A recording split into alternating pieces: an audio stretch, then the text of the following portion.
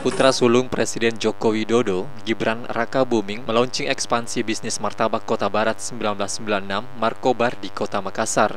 Gibran menggandeng pengusaha warung kopi La Kopi sebagai mitra kerja bisnisnya. Gibran yakin Markobar akan ramai di Makassar. Kudapan yang booming di berbagai kota besar di Indonesia itu sebetulnya telah soft launching sejak awal Agustus lalu. Gibran mengatakan kehadiran Markobar di Makassar mendapat respon positif dari berbagai kalangan. Markobar di Makassar merupakan cabang yang ke-12, terakhir Markobar hadir di Manado, Sulawesi Utara. Gibran menilai peluang bisnis Markobar di Makassar sangat potensial mengingat Makassar merupakan kota besar di wilayah Indonesia Timur dan mempunyai upah minimum regional UMR yang tinggi. Kota paling besar, ramai, UMR tinggi, gaya beli tinggi, bagus, Makassar bagus. Rencananya setelah Makassar, Rakabuming akan merambah beberapa kota lain seperti Balikpapan dan Medan. Fajar Alwi, Fajar TV.